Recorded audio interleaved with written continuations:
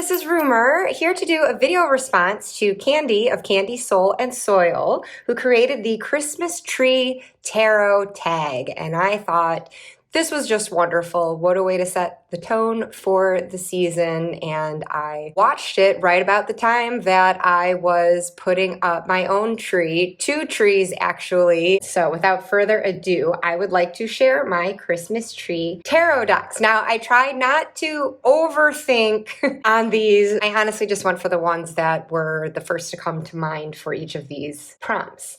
So the first one is the Dusty Attic Deck, a deck that feels like a dusty attic full of treasure and secrets. And this is a deck that immediately sprang to mind because I think one of the last times I mentioned it anyway, in the last month or so, I think I was literally saying that this deck reminds me of something you'd find in a box in an attic. Mine is housed in this cozy crocheted bag by Sarah at Sunset Bow Tarot, and she has the Sunset Bow Boutique on Etsy, selling her wares, more of her beautiful bags, and I just love this one. And it's so great because it fits just the cards very well, but because it's stretchy, I can also fit the box in there. So it's really great at accommodating whatever you like. So this is the Carte Postale Tarot, which once again just inevitably reminds me of something. I were heading up to the attic to pull out the Christmas decor. As it were, I head down to the cellar to do that. So it's kind of the equivalent. But anyways, I would be blowing the dust off of this box of photographs.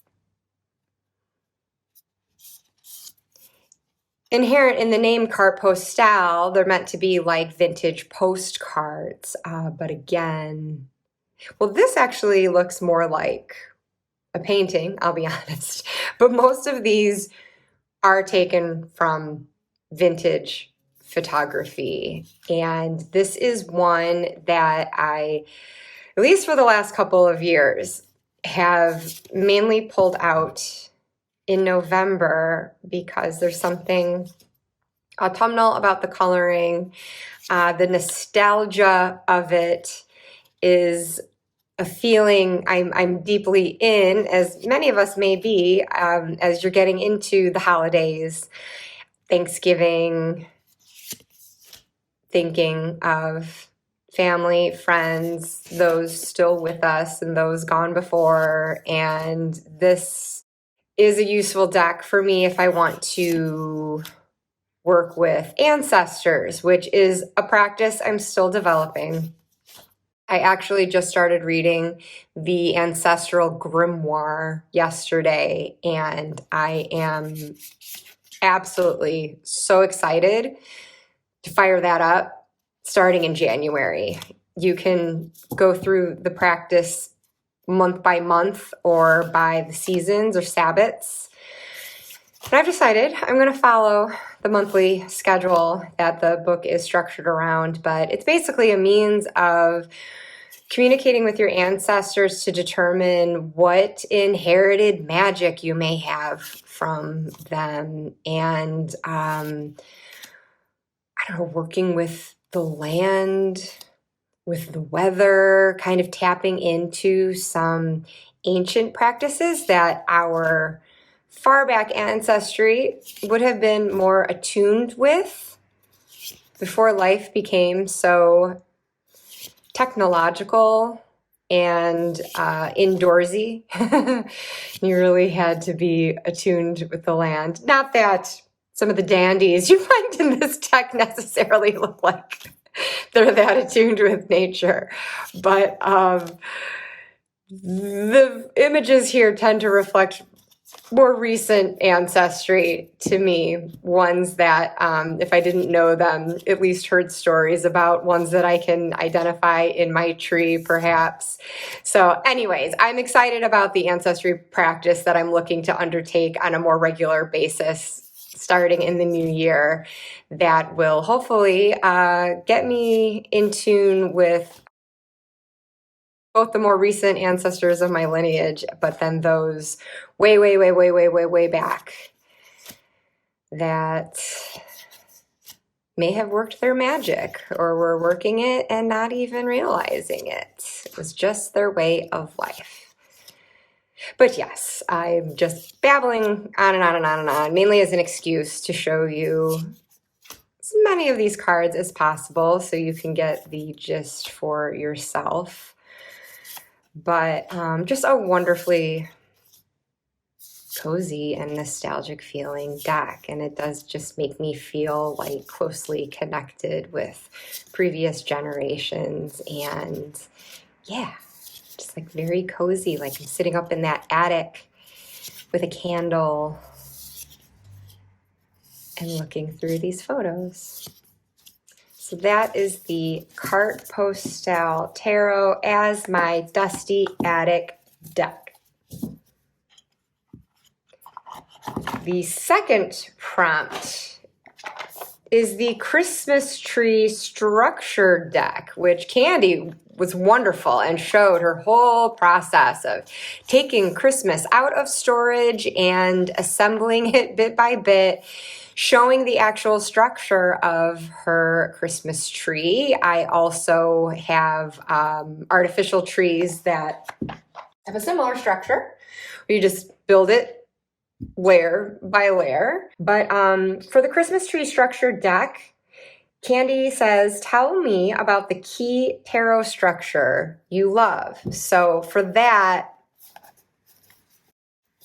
I've got to go with Rider-Waite-Smith. That is a no-brainer for me.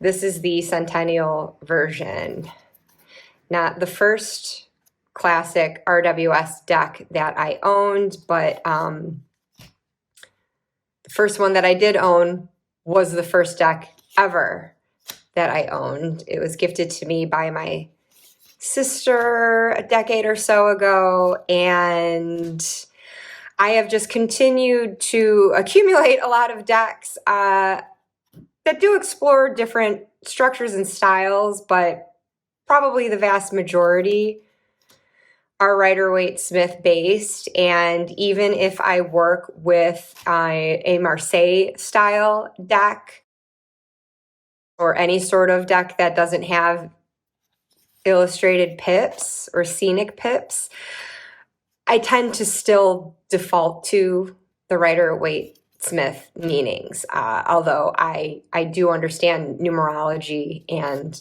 I'll incorporate that as well.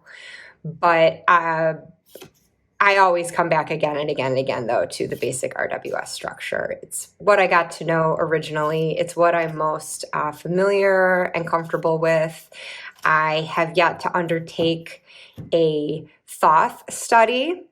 I have done a cursory study of Marseille, though, and I don't know, that it just, I appreciate it. And I think the classic decks and the modern updates of it are beautiful, and I have a few like that I absolutely appreciate, but it's just, I don't feel like it's what makes me tick, but I feel like these things can ebb and flow, and we can cycle through what works for us and what doesn't. And I feel the same way about the Thoth. I have definitely expressed before that that deck tends to freak me out for reasons I won't get into now. But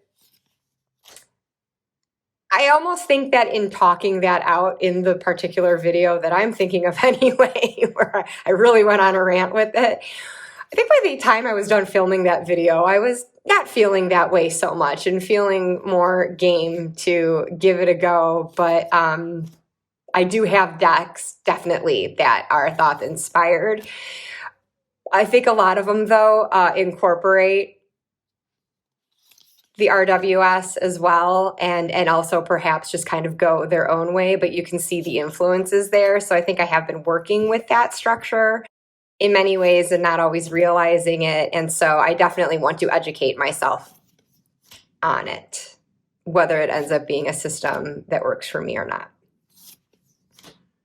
But yeah, here we go. I mean, just classic Pixies artwork. If you saw my comical cards, you know I have thoughts about this card. Check out my comical cards VR too. Julie, the Peekaboo Rose, if you'd like to hear more on that, as well as listen to me destroy other cards that you may have once loved and now can't unsee what my weird brain sees in them. Apologies in advance. There will be some spoiler alerts in that video if you do decide to watch it. But anyways, yes, I do love a scenic deck particularly. I like to use the artwork to bounce off of. I do appreciate the fact that a non-scenic pip card leaves things very open to the numerology. You don't feel so like hemmed in, especially if an RWS meaning doesn't really seem to be as logical when it comes to the numerology. But this year, following Marlena Teresa's lead in the Deck and Walk, I've been learning more about the astrological influences that compelled the Golden Dawn to illustrate these cards in the way that they have and assign them the meanings that they did. And so there's been a lot of aha moments through the course of this year, the more that I've learned about that. And it helps me reconcile for myself some cards where maybe even for me, numerologically, I didn't quite see the association with the RWS meaning. But at any rate, it's just so fun to appreciate all of it. And like I said, I like imagery that I can extrapolate into more meaning, kind of go with intuition. And sometimes, depending on how that feels, like if it's a real tug at my gut, what I'm seeing in an image might override the traditional meaning anyway. And by the way, I do acknowledge that even with like a traditional Marseille deck or Marseille style deck with non-scenic pips, there is a lot of, first of all, beauty going on in those pip cards, but there are certainly visual elements that can also give you intuitive hits as well, even without something scenic, just the way that the suits, the symbols are arranged, and if there is flora in the mix of it, there are things that you can go off of intuitively, but whatever. I don't need to bang on about that. Just getting around to saying RWS is my jam overall, where tarot goes. So that is my Christmas tree structure deck. And now for the Tinsel Deck, which according to Candy is a deck you get wrapped up in, and using it can make you forget about other decks. So this one, I did go with the first one I thought of. I honestly did try to think of something else though, because I felt like I have been talking about this one so much, but I guess that's because it's the deck I get wrapped up in. So this is my Raven's Prophecy Tarot. This is one of my copies. It is one that I have edged.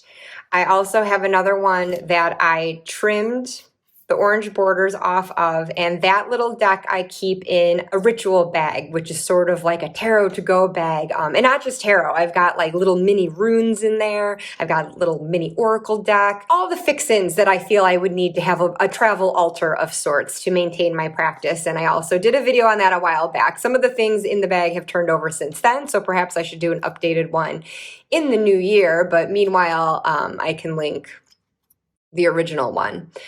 But anyways, I love this deck. And I guess I thought of this one because I have been wrapped up in this one for longer than usual. Sometimes this is the one that I bring out. Well, usually this is the one that I will bring out among other decks in the autumn because of the very autumnal feels of it. It's very cozy. It's very fiery. It's very, well, orange and black, which makes it feel quite Halloween-y. But it's not a Halloween deck. You can use it all year round, and it is one that I will use all year round. But the imagery, it's funny that I go from such a traditional deck as the RWS into this. These images are non-traditional, and I would say the meanings do follow Rider-Waite-Smith, but you also see just other artistic interpretations that lead to other intuitive interpretations, and it can definitely go its own way as well. And like this, for example, it's swords, but the presence of the water, that is something that usually gets incorporated into how I read this card. There's just certain things like that, certain like crossover imagery, I guess, that gets me to look at the meaning of a card in a different way. It adds an extra layer. This gives the Queen of Swords to me some sense of emotion, just perhaps the fact that she can pierce through that, though, with thought and reason and truth. But the ripples of that underlying emotion is there. Anyways, this is just a deck that speaks to my soul, and I've never really declared a soul deck. I don't know if I have one, but I think if I did, this one would certainly be a contender, because I just feel like, I don't know, this was one of my first decks as I was still getting acquainted with tarot, and it just really opened me up to reading more intuitively, as did the Wild Unknown. I think the Wild Unknown was the first like non-traditional tarot deck that I got after my original Rider-Waite-Smith. And then this probably would have come soon after. And yeah, that's where I really, after doing like sort of the memorization of what some traditional typical meanings can be of these cards, then I just started listening to my own instincts on it, and learning how to like fuse the two. And I feel like this is a deck where you can just really see a sense of story. I know it's not showing up too great with how I have my camera set up here, but there's something almost like storyboard like that makes it a great deck to use for readings where maybe you don't even have a specific like spread with specific positions that are in answer to a certain prompt. Just laying it out and just kind of reading, left to right or however you want to look at it for the story that you're seeing. And probably what lends itself so well to that sense of story is the fact that this deck is based in a series of stories.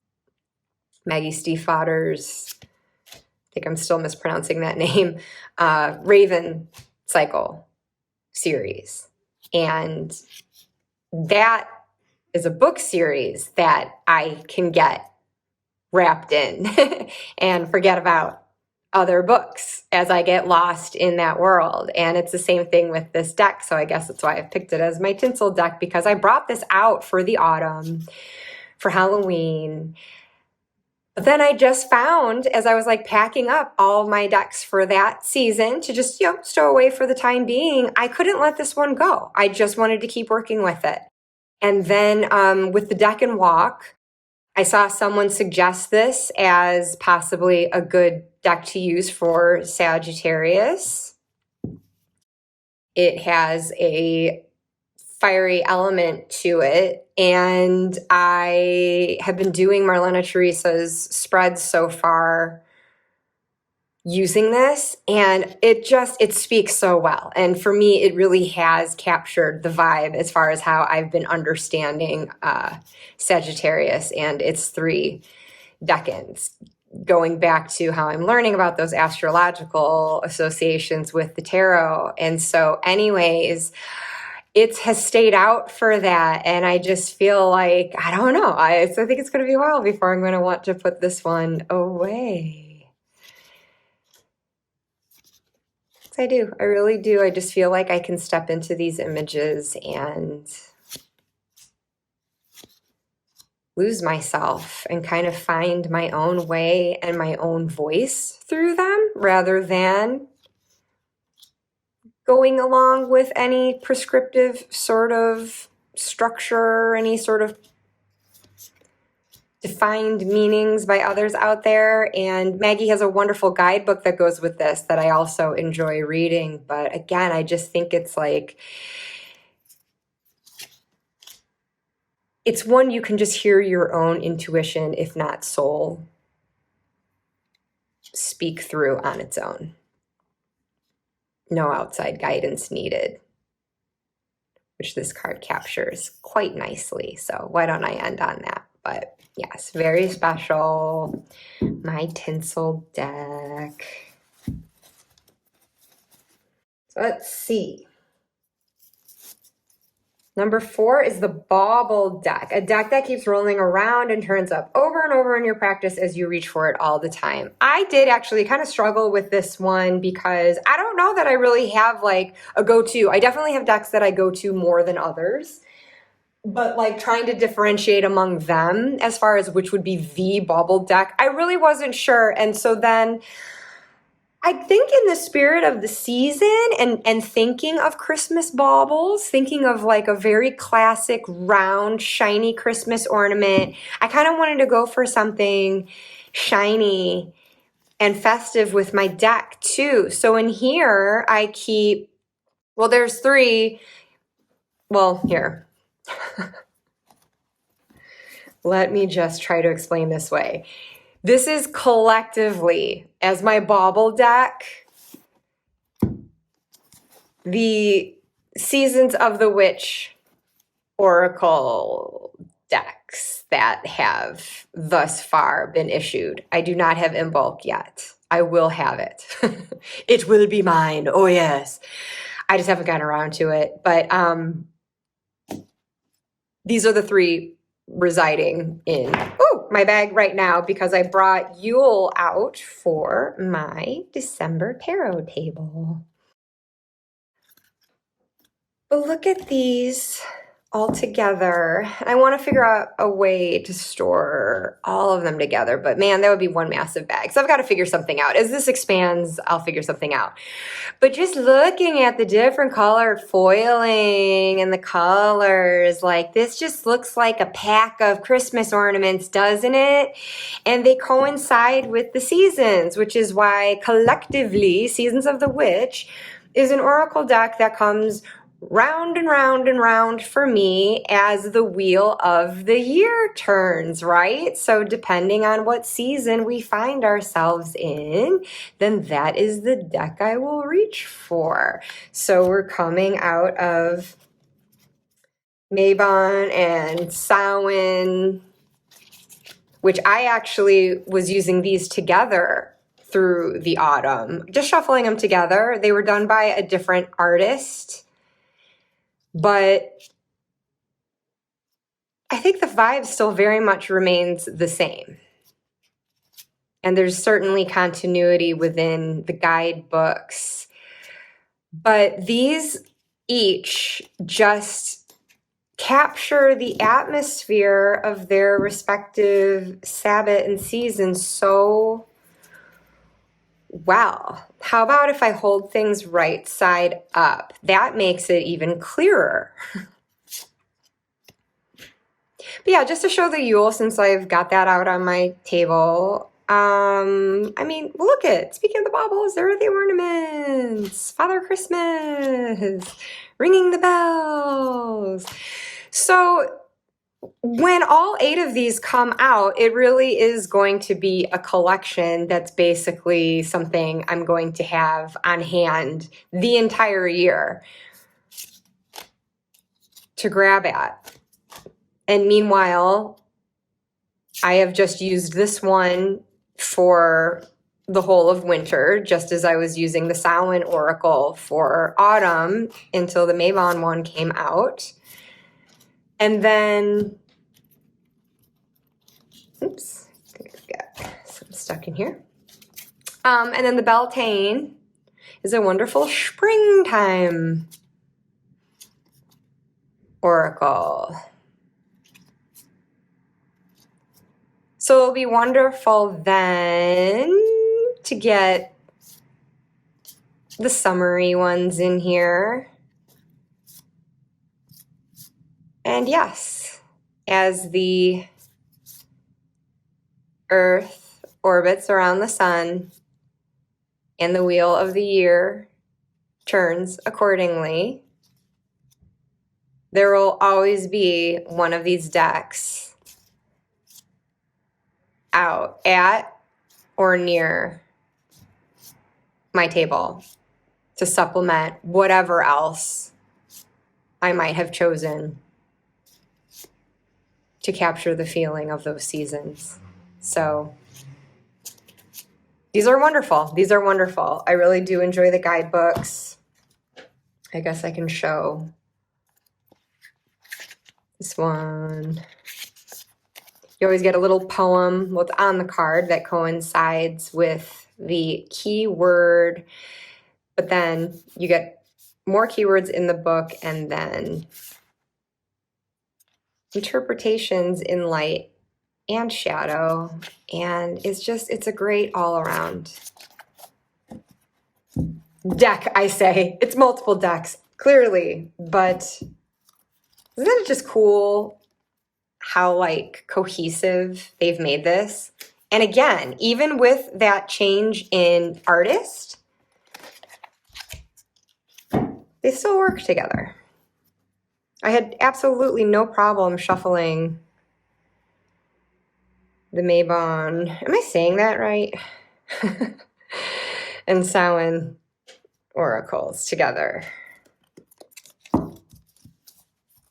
So yeah, there are my shiny Bauble decks as a collection. These are what keep rolling around, always being used at one time or another. So the next one for me was a no-brainer, the Snowman Deck, a deck that melts your heart. Well, if it isn't this little cutie pie. My Way of the Panda Tarot! Ah! This just makes me smile. These cutie patooties. I mean, look, even on a 5 of Pentacles, they still look cute. Look it. Oh, I can't stand it. The colors are just so cheerful. The pandas are so expressive and adorable, even when they're serious.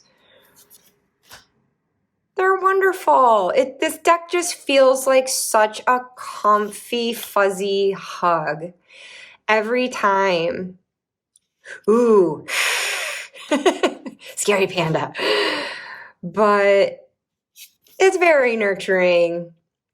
It's very supportive, and the guidebook is hilarious. I mean, the little one that comes with it is great.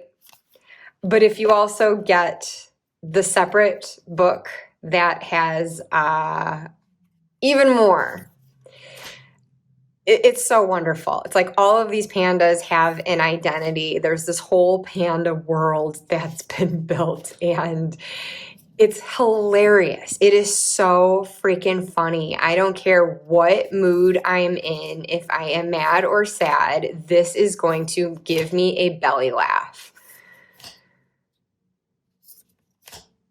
And I always read the guidebook because it's just such a joy. But this is another deck that I just feel, it just really hits you in the sweet spot in the gut very intuitively as well. I'm just, I love how these pandas have been illustrated. They just say so much. Even when you think a panda is just going to look the same across the board. So it is just lovely. I am melting into a puddle as I speak. Oh my God, and it's with a red panda. Cute! God damn it. Oh, I'll end on another hermit then, 'cause I think it just goes without saying. And maybe pandas aren't your thing. I should preface by saying pandas are my favorite animal. They have been ever since I was a wee one. And so this is extra special. I do get, though, that certain decks that focus on one animal like that, it might be something you need to have a particular thing for. But I mean, I don't know. I don't know anyone who doesn't love pandas, but I can understand if you don't love them enough to want a whole deck of them. But I sure treasure this. So that is just a wonderful one for me for just inner child or just a general pick me up and hug if I need it. So then the next one is the Handmade Deck, a deck that's made extra special because of who made it, or a deck that feels particularly handmade. Well, I'm going to be a little biased here, and I'm going to go with the deck that I have just recently handmade.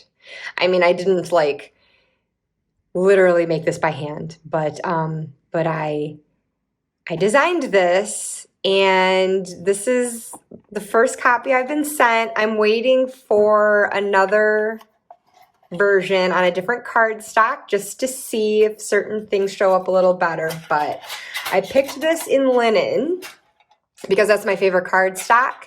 And all I'm curious about is whether that kind of texture obscures the visual texture on the deck, where there's a black leather on the back and it's a black denim on all the fronts. So we'll see. But anyways, I'm going to do a walkthrough of this. If you saw my last video, I previewed some of this, and I will do complete walkthrough as well as share some of the bloody awful poetry that I'm writing for this deck. I just finished 22 sonnets for the major arcana. That is all set. So those will probably be the first cards that I walk through, and I will share that horrendous writing with you. But let me just tell you, I got a huge kick out of it. But just going back real quickly, in case you didn't see that last video, Fool for Tarot. This is a quill pen for William Pratt, the bloody awful poet.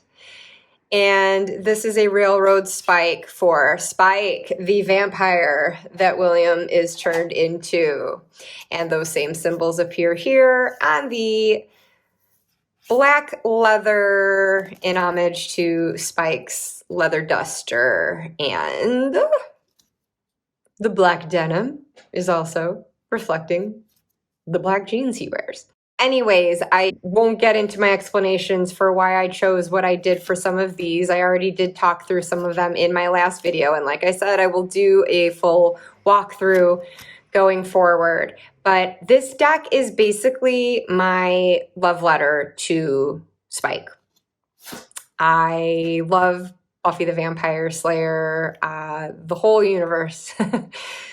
Spin-off Angel comics. Well, comics not as much as the show, but I read them, and I am a fool for Buffy and Spike as much as Spike is the fool for love. And so I created this as like a pip style, unillustrated pips, or non-scenic pips, using symbols that I thought represented Spike. And as I clarified in my last video,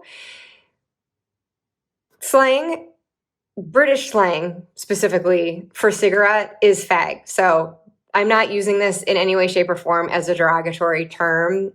Spike is a British character and a particularly slangy character. Whether he used this term on the show or not, I mean, realistically, that's what he would be calling it. So I wanted to stay authentic to his voice. So I just feel like I have to put that disclaimer out there before someone sees this and is like, what the hell? No. So anyways, I did some arranging of these symbols, though, on the pip cards to somewhat convey RWS meaning, since that is my system. I played around a bit with Some of them, as I was able to, I explained before that this cup of cocoa was chosen for my cup suit because of Spike being served hot chocolate by Joyce Summers in her kitchen when he is all upset and heartsick over Drusilla leaving him for a chaos demon, and he asks for marshmallows in his cocoa. And so when I was trying to think of something to convey the suit of emotions for his deck, it was definitely going to be the hot cocoa. And so I played around with the toppings sometimes if I felt it could fit a meaning. But anyway, yeah, not wanting to go through the full walkthrough here, but then I've got the bloomin' onion for the pentacle suit. And oh, I guess if I didn't say before, the cigarettes were wands. I had the railroad spikes for swords. And yeah, here are all my court cards, which I'll get into more in depth. I did share this one in my previous video though, for the King of Onions, Spike's Mausoleum, with a little grocery bag on the front stoop. And it's a predominantly black and white deck, but I do have splashes of red here and there because vampire, blood, Spike also often wore a red button-down shirt amidst all his black. So I basically created this, again, as that love letter to Spike, but then also as a treat for me to just analyze his character. I just wanted to overlay the Fool's Journey onto Spike's awesome character arc in Buffy. And this is what I came up with. And just to take it even further, I am writing a poem for every single card. Like I said, I've written sonnets for all of the majors. Those are done now. And I think I'm going to go into the court cards next, which I'm going to try to do limericks for those just because I think it'd be funny. It might give me some opportunity to be crass. I don't know. And then my thought as of now anyway is to do haiku for the numbered minors. So we'll see how that goes, but I'm looking to compile all of the bloody awful poetry of mine into a companion book. And yeah, that's it. That's my handmade deck. So now for the Mistletoe Deck, a deck that makes me think about love in the holiday season. I truly could not think of or locate a tarot deck in my collection that feels like love, that feels like romance. I don't really have a go-to deck for that kind of thing. So I'm jumping to Oracle here, and this is one of those bags that has pouch pals, much like my Seasons of the Witch, where I've got a few different decks going on. But for this in particular, I'm going to pull out my Botanical Inspirations Oracle. It lives with other botanical oracles in here, and so I've just clustered them together. But I've landed on this one because, well, yes, flowers, romantic. But this is also, you know, part of the research that went into this concerned the language of flowers. That, and I'm not saying it's limited to this, but incorporated in it at the very least is the language of flowers that the Victorians would use largely in courtship. If you received a bouquet, the flowers within them could have significance and relay a message on their own. And so I guess mistletoe made me think of this, being that mistletoe is also a plant with that symbolic meaning. We associate it with love and kisses. And so, yep, I went with a plant deck for this to show other botanicals that also have their own meanings. And these are lovely cards. I mean, in addition to this guidebook, which will give you more about the plant itself, but then also the inspirational message that it has to say. But just right on the card, you get these great keywords and a quotation that is in the spirit of whatever language this flower is speaking, whether it is the language of love or something else entirely. Because, hey, mistletoe can also be about rejection. You might be puckering up for someone standing right beneath it. Maybe you're even the one holding it right over their head and yours, but you could get majorly dissed. So there's light and shadow to that custom for Christmas. So yes, this just feels like a very Victorian and romantic deck for my Mistletoe deck. I looked to see if mistletoe itself would be in here, but no, it is not. Okay, getting down to the last two, the Fairy Lights deck, a deck that sparkles. Wow, my first impulse was to go for something that literally sparkled and shined. Some are blingier than others, but I don't have a lot of decks that do that. Obviously, there are those with the gilding or maybe had some embossing on the front or back, even a holographic effect.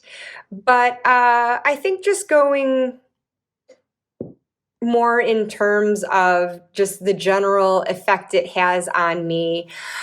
I didn't want to repeat any that Candy used, but the Forest of Enchantment did come to mind. And she actually used this as her tree topper deck, which will be the final prompt. But I'm pulling it out for the sparkle already because, well, as much as I'm saying, oh, I pulled it out figuratively, no, actually, there are a lot of literal sparkles in here. Sorry, I'm holding this on an angle so that you don't get the shine. I do not like using my ring light, and I have to because it's just evening and I'm not getting the natural light. But anyway, so many of the cards in this deck just have like the shimmer of pixie dust on them, and it really does feel like fairy light. This is a very enchanted fairy land of many different creatures and human perhaps, but also fairy beings perhaps. It's like walking into a storybook, and I love pulling this deck out in the spring, but I find I also, sorry, but I find I also like to pull it out in the winter because there is just something very cozy and storybook about Christmas that evokes the feelings that I get from this deck as well. And I think Candy mentioned like the Fairy Light deck being something that like sparks joy as well. And I'm not going to say that this deck necessarily makes me feel joy. It definitely puts me in a very enchanted, cozy place. But I have to say, and I was actually excited to hear Dawn Michelle say something similar in one of her videos not too long ago, in relation to this deck, that she actually finds it rather shadowy. And I have to say, I've always felt that way about it too. I don't turn to it as a shadow deck, but it is definitely one that I'm prepared will tell me like it is. And it is willing to go deep and rather dark too, if it has to. So I definitely get that from this deck. And I love it for that. I mean, it feels like a real truth teller in that way. And look, there's our sparkle. But it doesn't feel heavy. It's like it can take me down into those underground tunnels, but in a very fantastic and adventurous and enticing way, in a way that I can see the light at the end of that underground tunnel and know I will emerge into this beautiful green woodland, just burgeoning with all of this growth and all of this activity, this very enchanted population within it. But then, of course, yes, there is the actual light and sparkle that carries all throughout this. I mean, this just looks and feels so Christmassy in so many ways. So I absolutely adore it. That's why it is out on my tarot table this month. It is yet another time of year for it to shine, for me anyways. And I guess even if it's not making me feel joyful, I mean, it does make me feel happy. I do love the imagination of it, the escape of it, which ironically doesn't let me escape the realities of my life, whether it is my mundane world, whether it's my internal moonlit emotional world. But it just has a softness and a magic to it that makes me feel reassured that I'm okay. And I will be okay. So just so lush and light-filled, and yeah, there is my Fairy Lights deck. So then, to get to our final deck, there are 9 prompts, but I will ultimately be showing 10 decks because I mentioned at the outset, got 2 Christmas trees.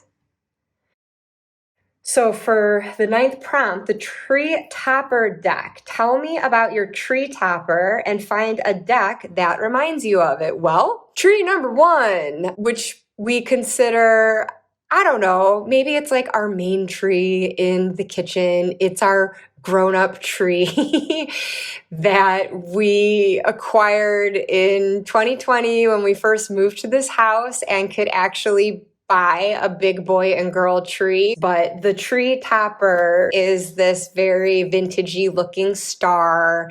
It has like an antiqued sort of bronzy gold frame with mirrors, but it looks like old mirror where it gets spotted. It's just got this very age look to it, which automatically made me think of the Tildwick Tarot. Just the colors in this deck. I love the color of this gilding, and this is the 2nd edition. And look, stars. Yes, isn't that marvelous? But yeah, I was recently showing this deck because I was using it in November for little daily draws that I was doing, bundling it with a couple of other decks that are in keeping with this atmosphere. And this would be my base card in those little mini spreads. It's not one I've really done spreads with multiple cards of this deck itself, actually. I feel like I have always paired it with something else because it feels like this template to start with this room and then to find another card to be the thing that populates it, if that makes any sense. But I'm sure, as you see, if you've never seen this deck in person, it is easier to see it in person. But there's a lot of texture going on here, and it can be very difficult to read the titles. That's what kept me from getting this deck for a while. I didn't like that at all. I was like, oh my God, my middle-aged eyes cannot see a goddamn thing. But the more I heard people talk about it and address that about it specifically, the more inclined I was to give it a try. And I'm so glad I did. I at least hopped on in time to get the second edition. And I thought this was going to be out of print after that, but I believe there's another print run coming out if it is not already. But the last time I checked, I think there was going to be another limited offering of this deck. So if you're interested, see if that is something available as yet. But having it in hand in person, I do see the magic of this and the quiet of it, you know, other than those ghosts that are like kicking up a racket everywhere up in the rafters. But I don't know, it's almost like holding a seashell to your ear and listening to that sound. That's a comparison I've never thought to make until now. That just came to me.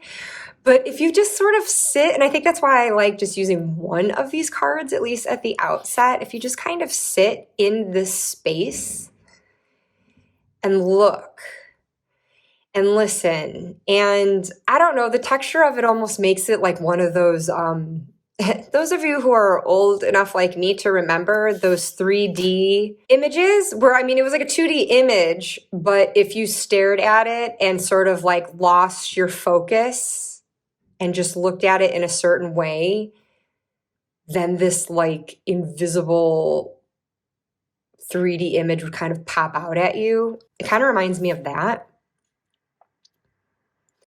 But there's also like a sharpness that comes into focus in that same way. I guess that's what I mean. Like, aside from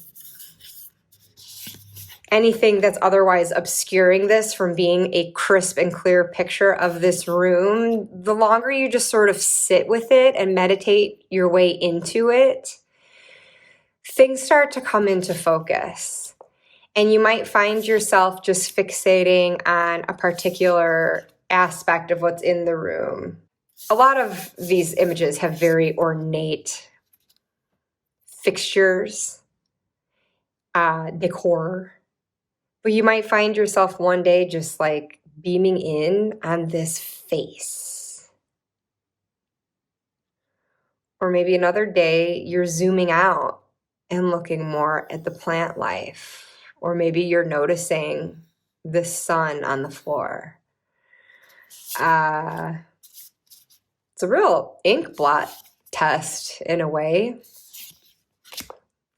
gauging where your mind is at a given time. But you can find those clues yourself and definitely like pathwork your way into this. And I don't know, there's something just very unique about it. And so it occupies a very particular place in my collection. There's only certain readings that I feel inclined to pull this out for. It's not an everyday deck. But anyway, wow, that's a really long way of getting around to, this reminds me of the star on my tray. But for tree number 2, we've got our secondary tree that is in our living room right next to our TV. So we can sit and look at it when we are sitting on our asses for the night after dinner. That is definitely a child at heart tree, and it is populated by ornaments that we have collected on our travels. It's the hodgepodge tree, it's the anything goes tree, and I love those. You know, as much as I can appreciate a stylized tree that has all coordinating ornaments, I also love the trees that are just the sentimental ornaments. Every little thing tells its own story, and you bring it together, and it is just so beautiful in all the different that those ornaments provide, the different shapes and sizes and colors and references that they're making. And so anyways, we decided to top this tree with a star.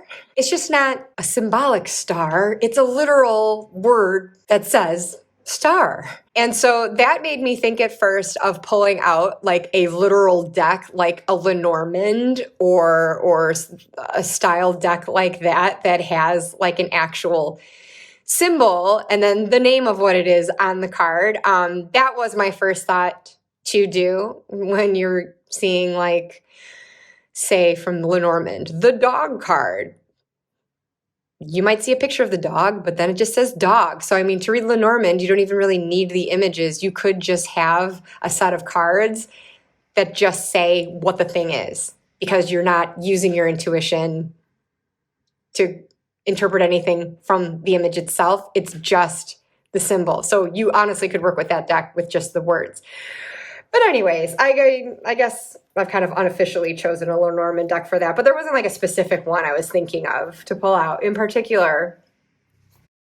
But then, like, trying to think of tarot, it was also reminding me of this deck, which is housed in another cozy crocheted bag that I got from Amanda at Venus in Virtue at her Etsy shop.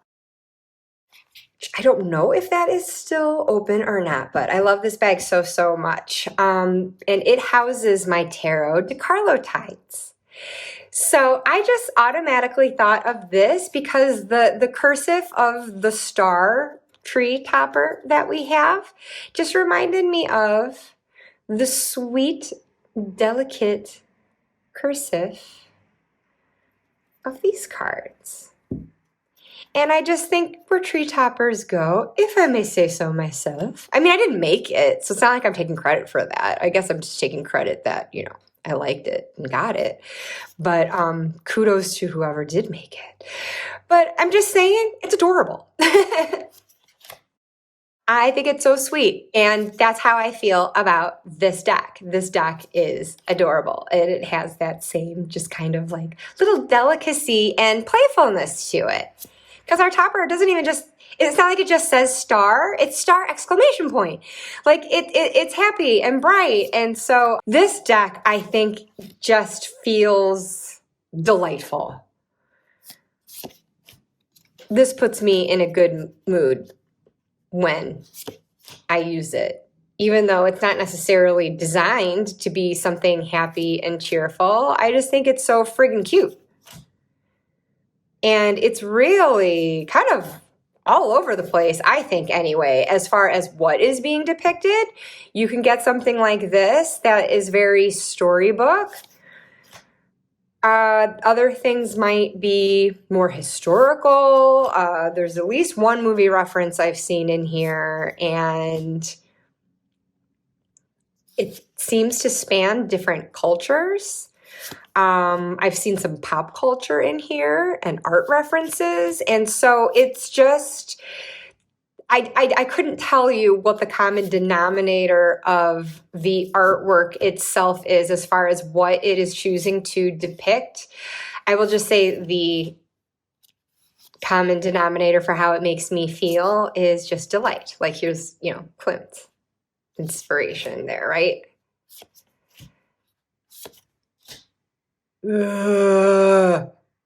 Sorry. I do love this image. Midsummer. That's the movie reference I was talking about. I had just seen that movie when I got this deck. So I was like, ugh, when I was flipping through. Those feelings were real fresh. But anyways, it's just fun. So yeah, this is the deck that my star topper of Tree 2 makes me think of. So, Tarot decarlotides. And that will do it then for Christmas Tree Tarot tag created by Candy at Candy Soul and Soil. Thank you so much, Candy, for not only creating this tag for us to participate in ourselves, as that was a whole lot of fun, but also it was just so much fun watching the video that you shared yourself. And now speaking to you, whoever is seeing this video, go check out Candy's original video. I will have it linked below if you haven't already seen it.